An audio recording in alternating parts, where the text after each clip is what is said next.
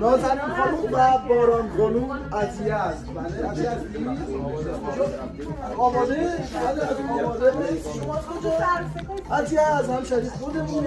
بالا پایین آفرین بیا بالا پایین ماشاءالله. یه بار دیگه با استوری اشتباه کردم. چه بالونی آفرین. حالا وقت چیه؟ قلنج. یکی قلنج باران میگیره فشار بده باران. ماشاءالله. حالا نازنین یه اسلایم باز حرفه‌ای.